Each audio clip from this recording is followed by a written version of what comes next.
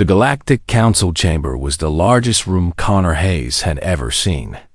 The ceiling stretched upward for 300 feet, disappearing into artificial clouds that floated above rows of endless seats. Each species occupied their designated area, arranged in circles that spiraled outward from the central speaking platform. The Zethian Empire held position in the east sector, their insect-like bodies arranged in strict military rows. The crystalline Krellan representatives occupied the north, their bodies reflecting light in patterns that meant emotion or thought. The Valorian Republic sat in the south, their amphibious forms settled in water-filled seats that kept them comfortable in the dry chamber air. Connor had walked these halls for 300 years. Well, not Connor himself. He was only 47 years old. But his species, humanity, had maintained presence in this chamber for that long. They had started with a single representative. Then, gradually, they had earned more seats. Now they held 12 permanent positions. Not because humans were the strongest, not because they were the smartest, but because other species kept asking for human help. They needed humans to fix what went wrong. They needed humans to say the right words when words were failing. Today was different. Connor stood from his seat slowly. His team watched him with nervous eyes. They did not understand what he was doing. He had not told them. Behind him, the other human delegates remained sitting, watching to see what their leader would do next. The Zethian speaker was in the middle of making a statement. Vorthik, a creature with 4 arms and a mouthful of sharp teeth, was demanding that the Valorian Republic give up 3 systems to the Zethian Empire. He called it a territorial adjustment. He said the Valorians were weak and wasted valuable space. He said the galaxy would be stronger if powerful species controlled more resources. Connor had listened to this speech for 3 days straight. He had listened as Vorthik presented false information about Valorian military strength. He had listened as other species nodded along, not bothering to check the facts. He had listened as his own team worked through the night preparing a response, gathering data, building arguments, crafting solutions. This morning, Connor had presented his counter-argument. He had statistics. He had historical examples. He had proposed a trade deal that would benefit both species and cost neither one resources they needed. He had offered 3 possible paths forward, each one leading to peace instead of war. Vorthik had laughed in his face. The Krellan delegates had dimmed their light, which meant they were not interested. The Thorin collective had simply left the chamber. The council had voted after Connor finished speaking. 16 species voted for the war. 12 abstained. Not a single species voted to support Connor's peaceful solution. That was when Connor decided to leave. He walked past his seated team without looking at them. His feet made quiet sounds against the marble floor as he crossed the chamber. The speaking Zethian paused, noticing the movement. The chamber grew quiet. Thousands of eyes turned to watch the human. Ambassador walked toward the exits. Vorthik's mandibles clicked together several times, a sound that meant confusion. The Zethian did not understand what was happening. Humans were supposed to stay. Humans were supposed to offer alternative plans. Humans were supposed to fix this situation after the war made everything worse. Connor did not look back. Behind him, the rest of the human delegation stood up as one. 12 humans from 12 different nations on Earth stood from their seats and walked toward the exits. The chamber erupted in noise. The Krellan delegates flashed their light in bright patterns, demanding explanation. The Valorians made high-pitched sounds that probably meant shock or panic. Vorthik roared something in his native language, and his 4 arms struck the armrest of his chair so hard the sound echoed through the massive space. But Connor kept walking. He pushed through the heavy doors and stepped into the corridor beyond. The corridor was long and wide and empty. His team fell into step beside him, and no one spoke. What was there to say?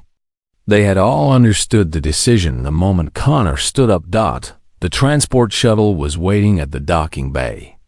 The pilot, a young woman named Jennifer from New York, had the engines running before Connor even stepped aboard. Somehow she had known. Maybe she had been listening to the chamber broadcasts. Maybe she had just felt it coming. The shuttle rose slowly from the docking platform. Connor watched through the viewport as the council megastructure shrank below them. It was the largest structure in the known galaxy, built 10,000 years ago by a species long extinct. It had stood through wars and peace, through countless political changes and species extinction events. It had been the center of galactic civilization, since before humanity even knew aliens existed, and Connor Hayes had just walked out of it. Forever, the human station was smaller than the council structure, but far more comfortable. It had gardens and homes and schools, real places where humans actually lived instead of just working. The station orbited the council megastructure at a distance of 10,000 miles, close enough to attend meetings, but far enough away to maintain independence. Colonel Lisa Martinez was waiting in the docking bay when Connor's shuttle landed. She was the military commander of human forces, a woman who had spent 30 years protecting human interests in space. She was tall and dark-eyed, and she had a way of looking at situations that made difficult things seem manageable. "You walked out," she said. "It was not a question." "I did," Connor replied. "The whole team?" "All 12 of us." Lisa nodded slowly. The military sensed something was coming. "I had our ships moved to higher alert status this morning. Figured something big was about to happen." She paused. "So what now?" Connor did not answer immediately. The truth was, he had not planned beyond walking away. He had known for months that the council was broken, that humanity was being used as a tool instead of treated as equals. He had known that their efforts to maintain peace only encouraged other species to take risks they should not take. But he had not known the moment would come today, and he had not planned what happened after. "Now we gather everyone," Connor said finally. "All human representatives, all military personnel, everyone on this station. We need to talk about what comes next." 2 hours later, the briefing room was packed. Over 200 humans filled the space, and hundreds more watched through live video feeds from stations throughout human territory. Connor stood at the front of the room and looked at their faces. These were smart people. These were people who had left comfortable lives on Earth to come to space and make a difference. "We are withdrawing from the Galactic Council effective immediately," Connor said simply. "All human representatives are resigning. All diplomatic efforts are ended. Our military forces are pulling back to outer territories. We are done cleaning up other people's messes." The room filled with shocked silence. Then people started talking. Questions came rapid and loud. Connor raised his hand and waited for quiet. "The council voted for war," he explained. "They had evidence that peace was possible. I provided that evidence. I provided solutions. But they chose war because they knew we would fix it afterward. They treat us as their janitor species.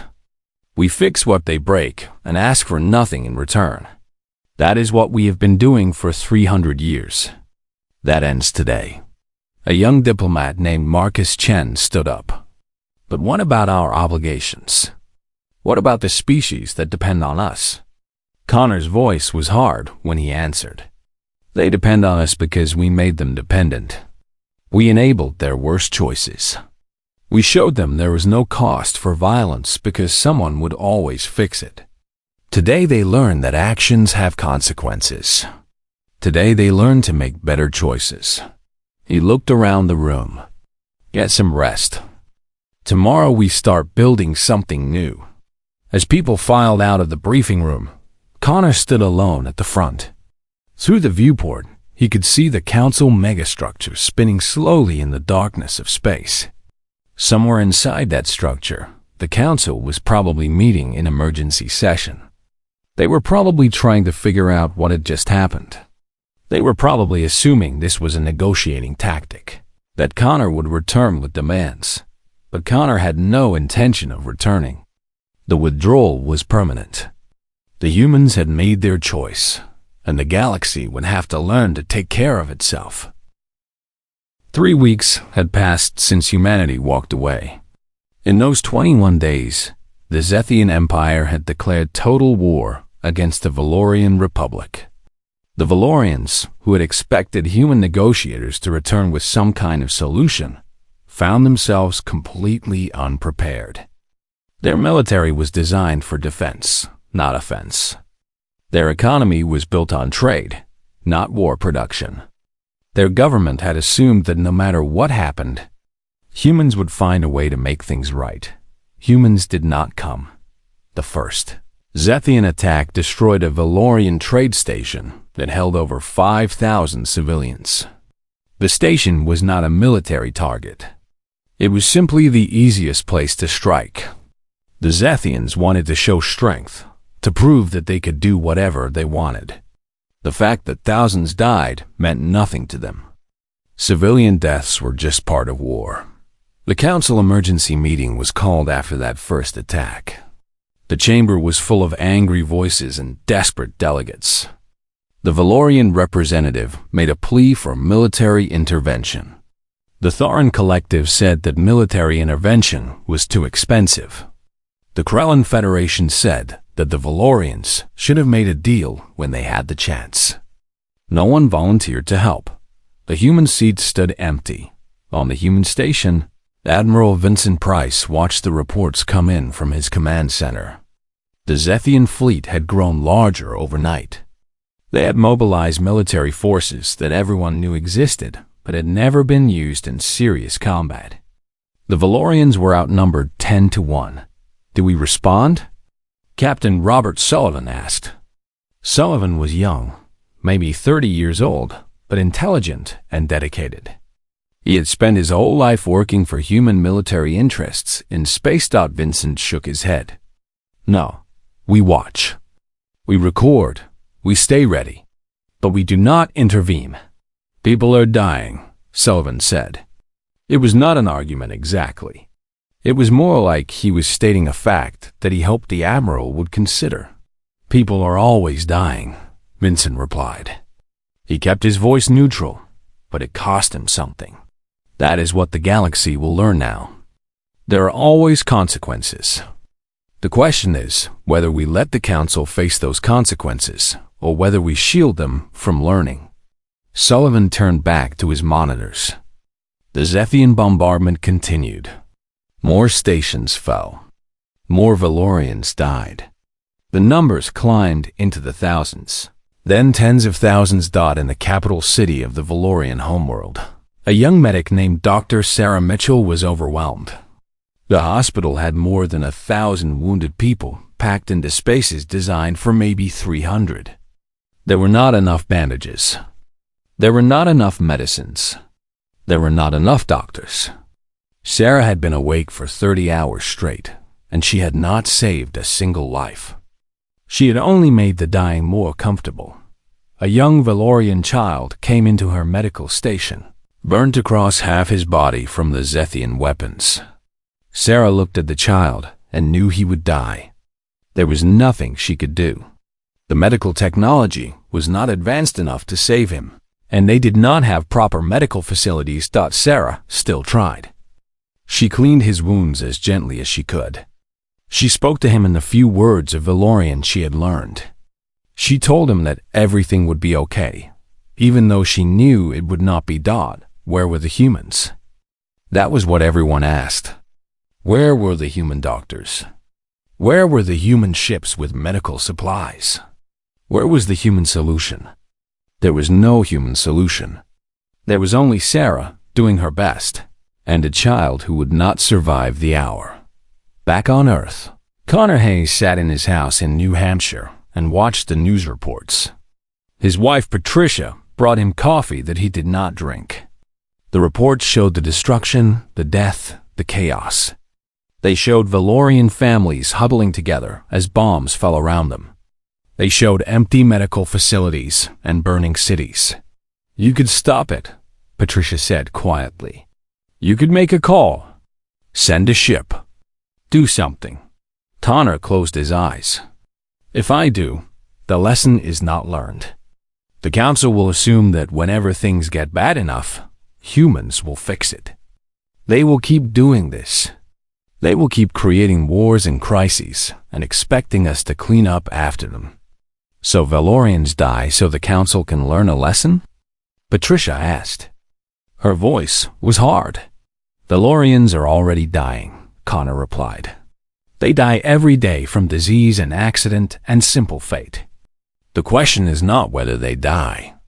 The question is whether we prevent them from learning to protect themselves." Patricia stood up and left him alone with his cold coffee. The war continued to expand. The Krellin Federation, seeing an opportunity, invaded a neutral buffer zone. They said the zone belonged to them by historical right.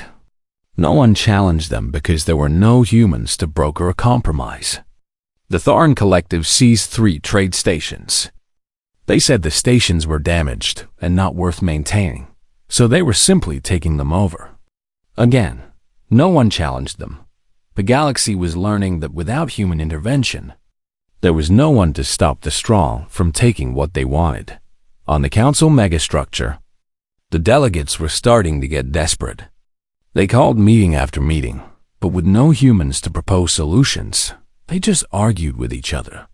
The Zethian representative said that the Valorians should simply surrender and accept occupation.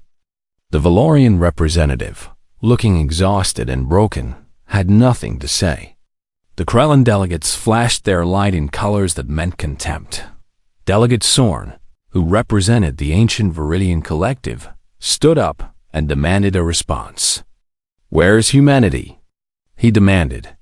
"They taught us how to maintain peace. They showed us the path to cooperation.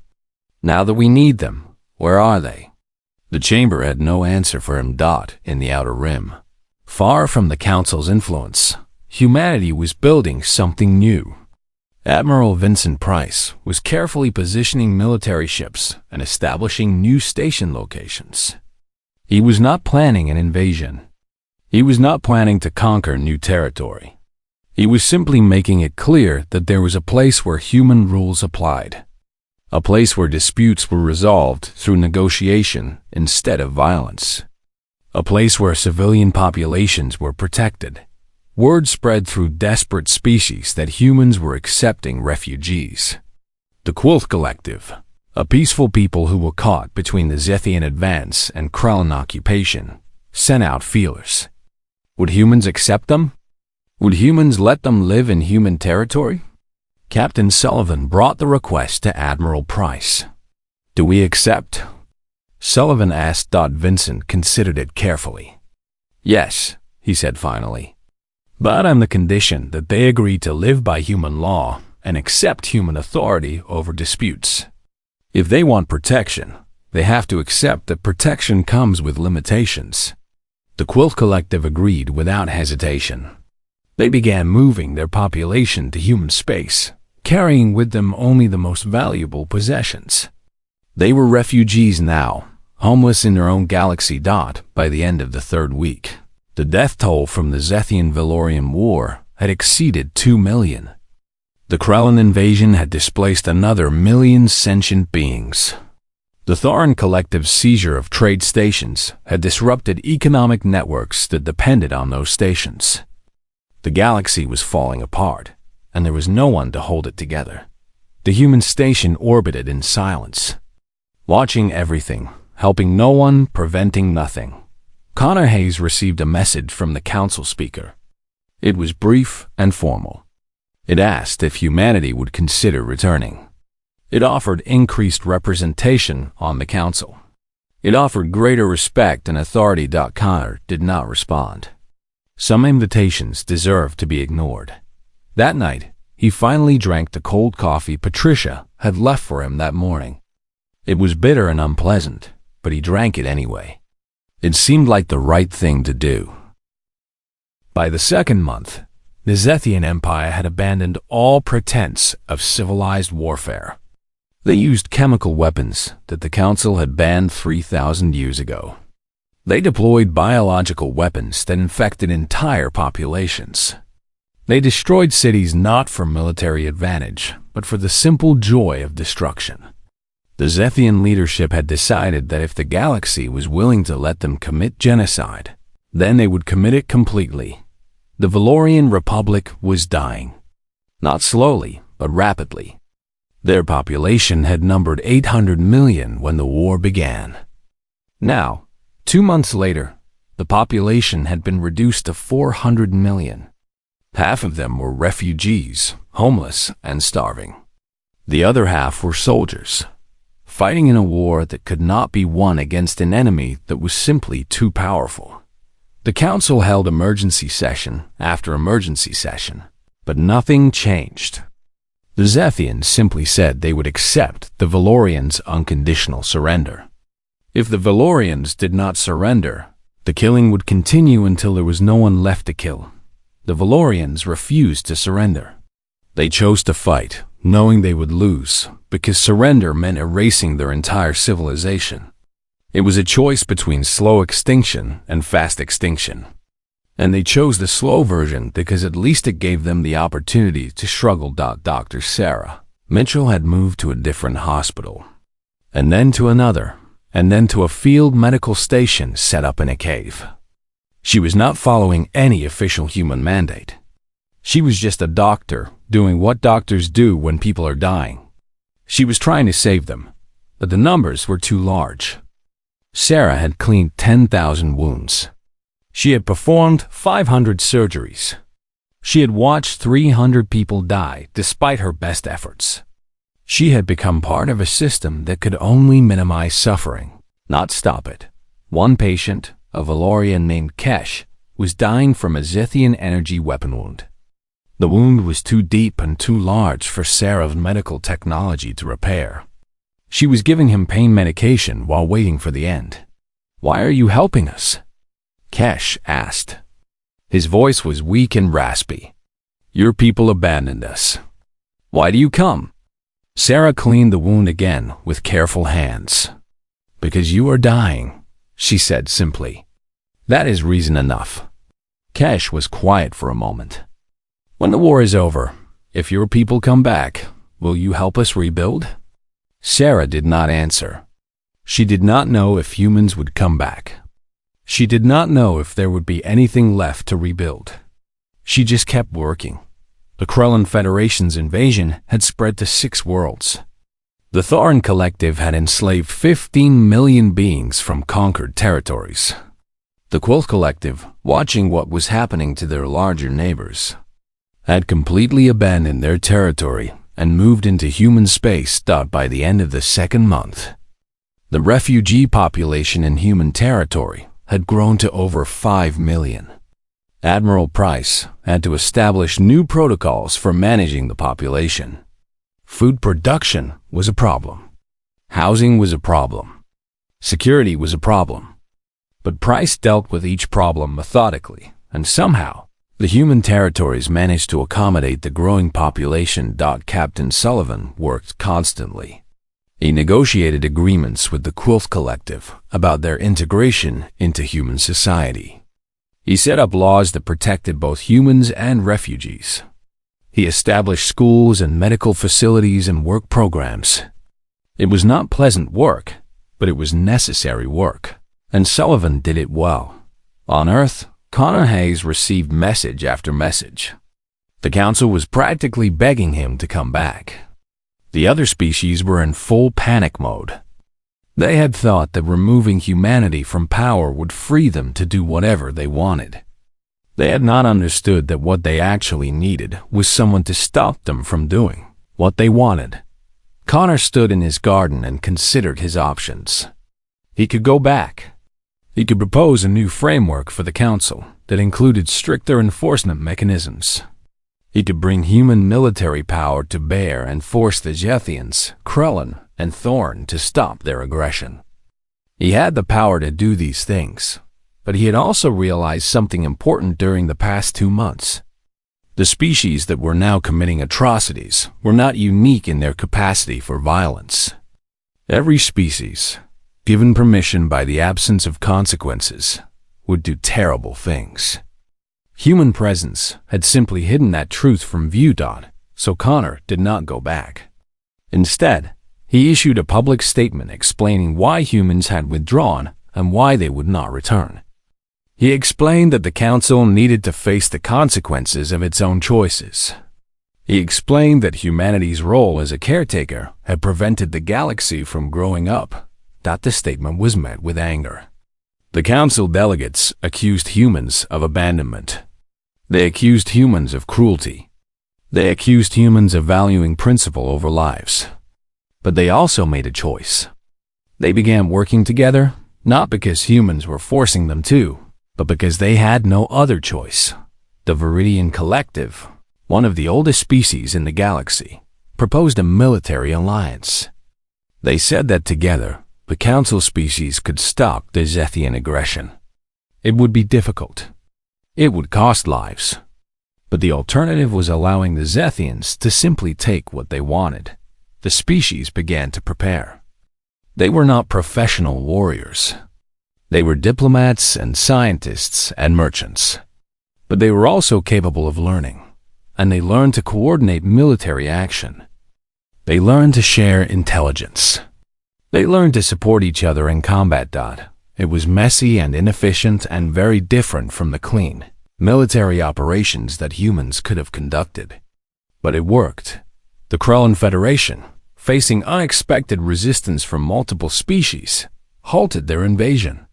The Thorn Collective, facing united opposition, released many of their slaves.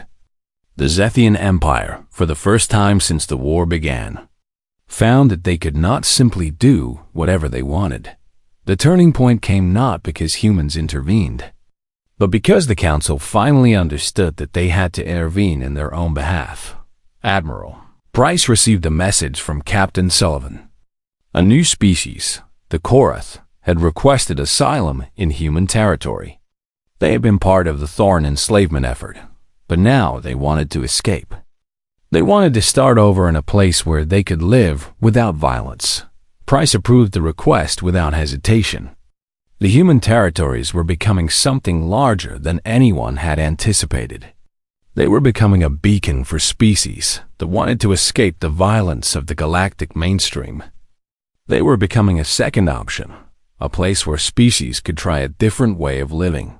Connor Hayes, sitting in his garden in New Hampshire, received confirmation that the Zethian assault on the Valorian homeworld had been stopped. The Valorians had mounted a defense with support from the Krellan Federation and the Viridian Collective. The Zethians had been pushed back. The genocide had not been completed. It was not a victory. 200 million Valorians were still dead. The Valorian civilization was forever damaged. But it wasn't ending. The war was finally slowing down. Connor closed his eyes and tried not to think about the millions who had died because humans refused to save them. He tried not to think about Sarah Mitchell and the suffering she had witnessed. He tried not to think about the choice he had made, but he could not stop thinking about it. That was the burden of having made a decision that cost lives. Even if the decision was meant to save more lives in the long term. In a cave on the Valorian homeworld, Dr. Sarah Mitchell held the hand of a dying child and wondered if the humans would ever come back. She wondered if they were right to have left. She wondered if the suffering she was witnessing was necessary or simply cruel. The child died at 3 a.m, while Sarah was speaking soft words in a language the child's species understood. Another death.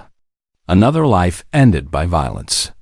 Another person who would not survive to see the day when the galaxy finally learned to take care of itself. 6 months after the initial withdrawal, the galaxy had transformed into something that would have been unrecognizable to anyone who lived before the human departure. The Council was still functional, but barely. The careful balance of power that humans had spent 3 centuries maintaining. had been replaced by a brutal survival of the fittest system. The death count had reached 100 billion. That was the official number the council had released. But Connor Hayes knew the actual number was probably much higher. There were countless deaths that no one recorded. Countless species that simply ceased to exist in the chaos. Countless lives that ended in ways that would never be documented. Connor had become something of a hermit. He lived in his house in New Hampshire with Patricia and rarely left. He read the reports that came in from space, but he did not comment on them. He did not issue statements. He did not explain his reasoning. He simply lived with the consequences of his decision. Patricia had stopped asking him if he regretted it.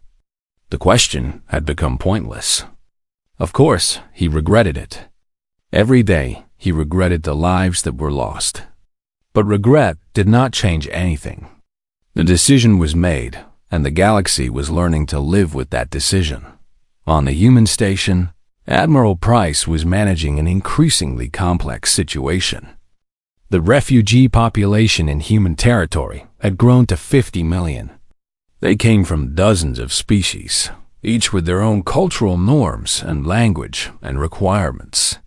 Some of them had been refugees from the original war. Others had fled the chaos that followed when the Council lost its ability to maintain order. Price had established a hierarchical system of territories and governance. Each species had their own zone, but all zones were subject to human law and human authority. It was an empire, though Price did not like to use that word. It was a system of protection that required absolute obedience to human rules. The system worked. There was no violence within human territory. There were no wars between species. There were no atrocities. There was only order, imposed by human military force and enforced through human legal system. Captain Sullivan had been promoted to full commander of diplomatic relations. He was responsible for all interactions between humans and the non-human populations. It was a difficult job that required him to make decisions about fairness and justice almost constantly. Should the Tharan Collective be allowed to join human territory if they had committed enslavement? Should the Krellin Federation be permitted to trade if their military had invaded neutral zones? Sullivan made these decisions case by case, trying to be as fair as possible while also protecting human interests. It was not perfect, but it was better than the chaos outside. Dr. Sarah Mitchell had finally left the Valorian homeworld. She had been there for 6 months, and her presence could no longer make a meaningful difference. The medical crisis had transformed into a long-term recovery problem. Valorians had to learn to rebuild their civilization, and that was something they had to do themselves. Sarah accepted a position as Director of Medical Services for all refugee populations in human territory. She oversaw doctors from dozens of species, providing care to millions of beings. The work was constant and often heartbreaking, but it was also meaningful in a way that her earlier life had never been. She stood in a refugee processing center one day and watched a young Valorian child play with a human child. They had no common language, but they managed to communicate through gesture and laughter. They were making a sandcastle on a virtual beach that the processing center had created. That was when Sarah understood why humans had withdrawn. The children had no memory of the war.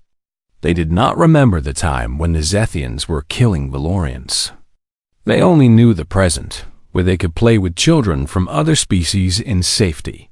They did not carry the burden of understanding that their civilization had been nearly destroyed. The Zethian Empire had finally lost the war with the Valorians, but not in the way anyone expected.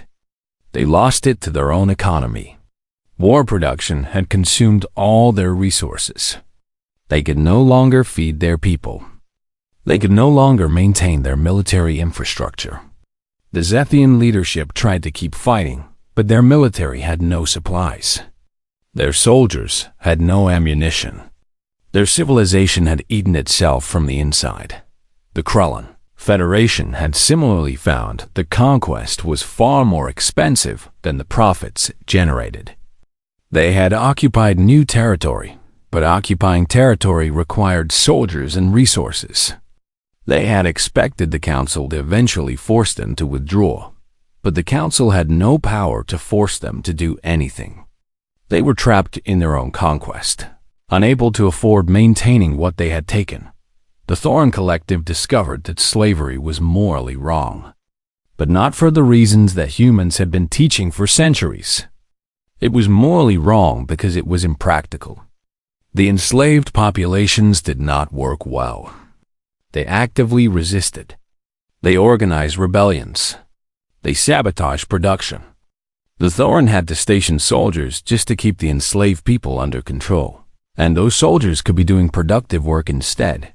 One by one, the aggressive species learned the same lesson. Aggression was expensive. War was destructive. Conquest was exhausting. They slowly began to make different choices, not because they had become morally enlightened, but because continued aggression was not profitable. The Council held a formal meeting 6 months after the human withdrawal. It was the first meeting where the chamber was not in chaos. Delegate Sorn stood and addressed the assembly. He said that humanity had been right to withdraw. He said that the galaxy had needed to learn hard lessons. He said that the cost had been high, but that the result was a galaxy that was finally starting to take responsibility for itself. No one agreed with him, but no one disagreed either. They had all learned what happened when humans were not there to fix things, and most of them did not like that lesson. Delegate Sarn proposed a diplomatic mission to the human station. He suggested that the Council offer humanity a new position, one that involved genuine respect and authority. He said that humanity should return as true partners, not as caretakers. The proposal was approved unanimously, though several delegates voted yes while looking unhappy about it. A formal delegation arrived at the human station with an official invitation. They asked to speak with Ambassador Hayes, but Hayes had retired. They asked to speak with Admiral Price instead. Admiral Price listened to their proposal. He said he would forward it to the human leadership. He did not offer any indication of whether humanity would accept. On Earth, Connor Hayes received the news that the Council wanted humanity to return. Patricia asked him what he would do. "Nothing," he said. "They have proven they can manage without us. Let them continue to manage." But he authorized Price to send a message to the Council. The message was simple. Humanity would remain available for trade, for cultural exchange, and for humanitarian assistance. But humanity would not return to governing the galaxy. The galaxy was going to have to learn to govern itself. The Council received that message and had to accept it. They had learned that they could not force humans to do anything. Human military power was too great, and human determination was too strong. If humans did not want to return, then humans would not return. So the galaxy went on without human leadership. Slowly, over the following months, a new order began to emerge. Species began negotiating with each other directly instead of waiting for a human intermediary. Trade agreements were made without human oversight. Disputes were resolved through direct negotiation between the parties involved. It was messier than the old system.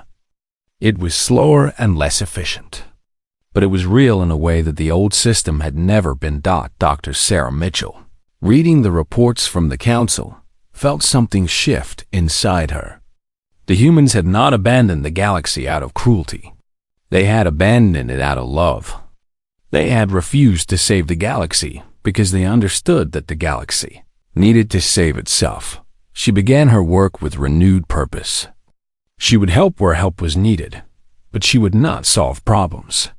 She would ease suffering, but she would not prevent the learning that came from consequences. That, she realized, was what it meant to truly care about someone. Not to prevent their suffering, but to be there while they learned to manage it themselves. 1 year after the human withdrawal, a strange stability had emerged in the galaxy. It was not perfect peace, but it was genuine peace. Species were no longer at war with each other because they had learned that war was not profitable. They were no longer committing genocide because they had learned that genocide created long-term problems that affected their own stability. The Zethian Empire, after its economic collapse, had essentially ceased to exist. The empire fragmented into smaller states that focused on rebuilding their economy rather than expanding their territory. The Zethian people, facing starvation and economic chaos, were forced to make different choices. They had to become productive instead of destructive. The Krellin Federation, stuck with conquered territory they could not afford to maintain, began negotiations to return those territories to their original owners. It was not an act of kindness. It was an act of economic necessity. They could not afford the military occupation any longer. The Tharan Collective released their enslaved populations. They offered them positions as paid workers instead. It was not because the Tharan had become morally enlightened. It was because slavery was too expensive and too inefficient. Paid workers actually did productive work. Enslaved people just plotted rebellion. The Valorian Republic, though severely damaged, began the long process of rebuilding their civilization. They had lost half their population and most of their infrastructure, but they had survived. They had learned that survival sometimes meant fighting without hope of victory, fighting simply because surrender was worse than death. They had learned that they were capable of more than they had ever believed. The refugee population in human territory had stabilized at around 100 million. 7 different species now lived in human-controlled space. They had created a functioning society with shared rules and shared governance. It was not perfect, but it worked. Captain Robert Sullivan had been promoted to ambassador. His job was to manage relationships with the Council and with various species outside of human territory. He traveled constantly between the human station and the Council megastructure and the territories of other species. One of his most interesting assignments came when the Zethian remnant states sent an emissary asking if they could join human territory. They had no homes, no resources, and no future in the galaxy that had declared them pariahs. They asked if humans would accept them. Sullivan brought the request to Admiral Price. They committed genocide, Sullivan said. It was not a statement of opposition, just a statement of fact. They killed 200 million Valorians. They did, Price agreed. So, what is your recommendation? Sullivan thought about it for a long time. Accept them, he said finally, but on condition that they accept permanent disarmament and submit to human law. They do not get military equipment. They do not get access to weapons technology. They live under complete human authority. That seems harsh, Price commented. It is, Sullivan said. But it is fair. We protect them, but we control them. They get to live, but they do not get to hurt anyone else. Price considered the proposal and approved it. The Zethian refugees came to human territory and accepted permanent disarmament and permanent human authority. They had no other choice, and they took what they could get. Admiral Price found himself in an unexpected position. He was not building an empire, but an empire was building itself around humanity. Species were choosing to be part of human territory because human territory was the only place where they could live in safety and stability. They were not conquered. They were not forced. They simply chose this option over the alternative. On Earth, Connor Hayes had finally started accepting visitors again. The first visitor was Delegate Sorn, who had come to Earth personally rather than sending an emissary. He met with Connor in the garden where Connor spent most of his time. You were right, Sorn said. It was not easy for an ancient Viridian to admit being wrong. The galaxy needed to learn. We learned. Connor was gardening, tending to tomatoes that grew in neat rows. Did it cost too much? He asked. 100 billion lives? Was it worth the lesson? Soren did not answer immediately. He looked at the tomato plants, at the simple garden that Connor had created. I do not know, Soren said finally. But I know that the galaxy is different now. Species make their own decisions. We negotiate directly with each other instead of waiting for humans to mediate. We face consequences for our actions. We are beginning to grow up.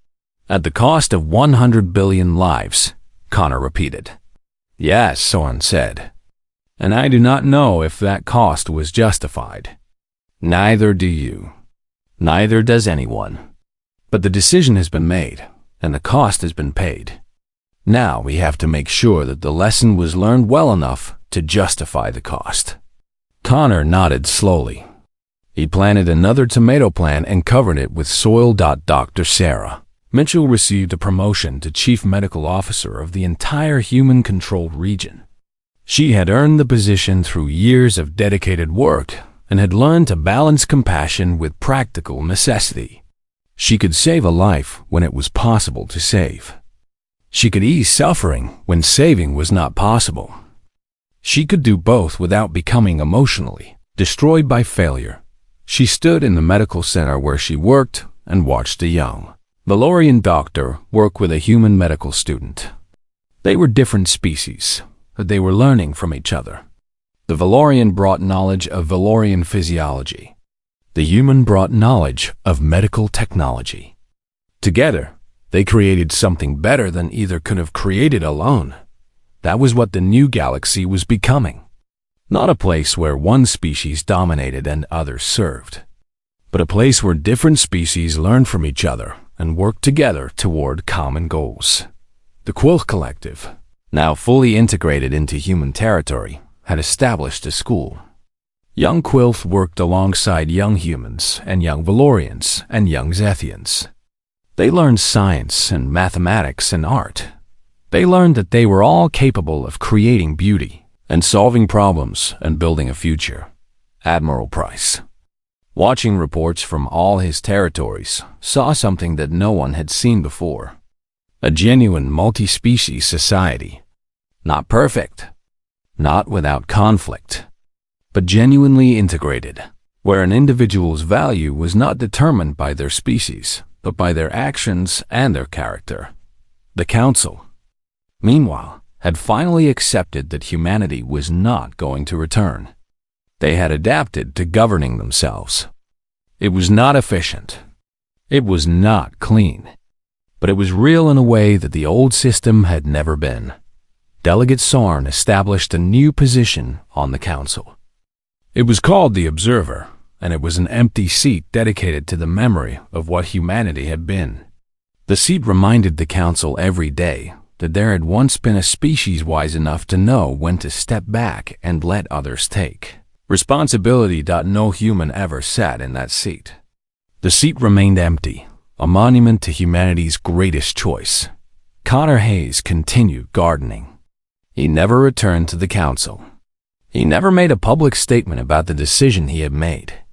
He simply lived his life and tended to his tomatoes and tried not to think about the billions who had died because he had decided they needed to face their own consequences.